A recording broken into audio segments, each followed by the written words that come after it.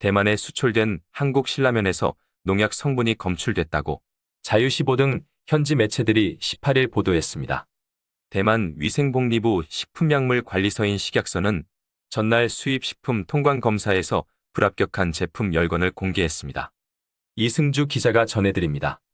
식약서는 신라면, 블랙 두부김치 사발에 대해 잔류농약 검사를 했더니 스프에서 발암물질 에틸렌옥사이드 2호 0.075mg 킬로그램이 검출됐다고 밝혔습니다. 식약서는 이는 대만 식품안전위생관리법상 잔류농약 허용량 기준에 위배된다면서 규정에 따라 신라면 천상자 전체를 반송 또는 폐기한다고 밝혔습니다.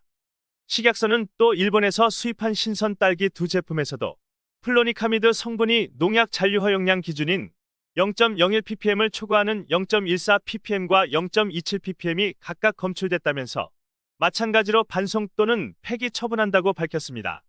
에틸렌옥사이드는 세계보건기구 WHO는 국제암연구소가 인체 발암성 물질로 분류한 물질입니다. 미국 독성물질관리 프로그램에서도 K등급으로 인체 발암원으로 알려진 물질입니다. 옌중아이 린커우창 공병원 임상동물센터장은 에틸렌옥사이드가 주로 산업용으로 살균 목적으로 사용된다고 말했습니다.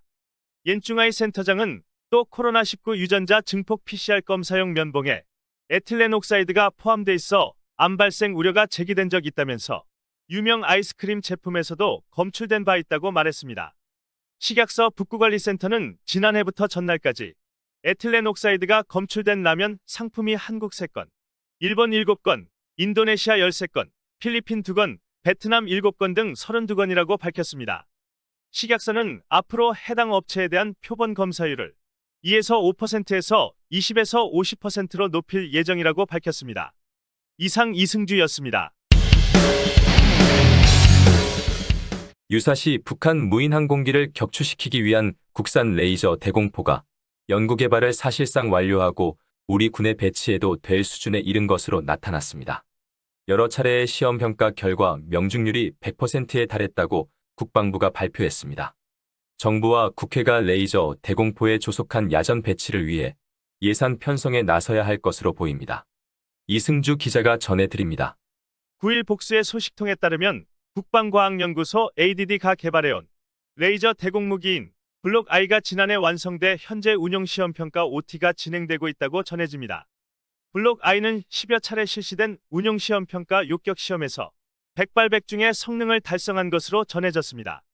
특히 레이더 등과 연동해 시험해보니 10여 킬로미터 이상 떨어진 까치, 갈매기 크기의 물체까지 정확히 탐지했으며 수 킬로미터 거리 내에서 요격할 수 있었던 것으로 알려졌습니다. 이에 따라 2월 중 모든 테스트가 성료될 예정입니다. 한 소식통은 요격 시험을 해보니 책받침 크기의 물체까지도 다 잡아내더라고 전했습니다. 다른 소식통도 앞으로 전방이나 주요 시설 등에 다수 배치하면 12월 26일 우리 영공을 침범했던 전장 1.8m 크기로 추정됐던 무인기는 물론이고 그보다 훨씬 작은 소형 드론들도 다 잡아낼 수 있을 것으로 보인다고 밝혔습니다. 이번 국산 레이저포의 회당 발사 비용은 2,000원에 불과합니다. 한 발에 최소 수천만 원에서 수억 원 이상 들어가는 대공 유도탄보다 경제적입니다. 레이저포는 미사일이나 기관포와 달리 낙탄 사고에 따른 민간인 등 지상 피해가 발생할 우려도 없습니다. 따라서 최근처럼 북한 무인기가 민간인 거주 지역 등에 진입하더라도 낙탄 피해에 대한 우려 없이 적기에 레이저빔을 쏠 수 있습니다. 한편 이번 북한 무인기 남침 사태 대응의 공과를 놓고 특정 정부의 책임이라거나 어떤 정부가 대응 무기를 개발한 업적을 냈다는 식의 입씨름은 의미가 없다고 국방 전문가들은 지적하고 있습니다. 여야가 정쟁으로 국론을 분열시킬 것이 아니라 국산 대공 레이저포 등 무인기 대응 체계가 빨리 야전부대에 전력화할 수 있도록 예산 편성에 나서야 한다는 것입니다. 이승주였습니다.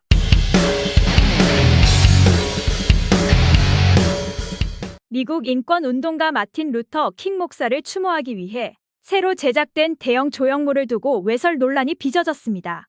17일 미국 CNN과 워싱턴 포스트 등은 보스턴에서 최근 공개된 마틴 루터 킹 목사의 조형물에 대해 킹 목사의 일부 유족까지 비판적인 의견을 냈다고 보도했습니다.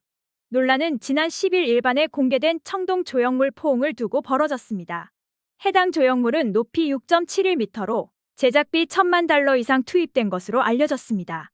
작품을 만든 작가 행크 윌리스 토머스는 1964년 킹 목사가 노벨 평화상 수상자로 선정됐다는 사실을 통보받은 직후 부인 코레타 킹 여사와 포옹하는 장면에서 영감을 받았다고 설명했습니다.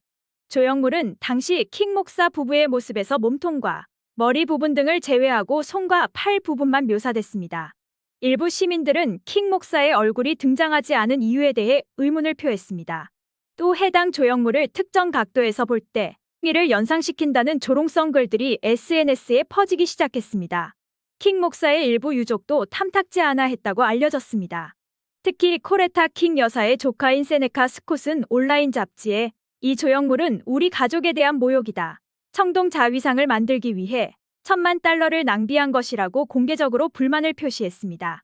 이 같은 비판에 대해 작가 토머스는 이 조형물은 단순히 킹 목사 부부만을 나타내는 것이 아니라 사랑의 힘을 상징하기 위한 작품이라고 해명하며 각종 공공 조형물에는 항상 비판이 뒤따른다. 작품을 수정할 생각은 없다고 선을 그었습니다. 그러나 마틴 루터 킹 목사의 장남은 작가를 두둔했습니다.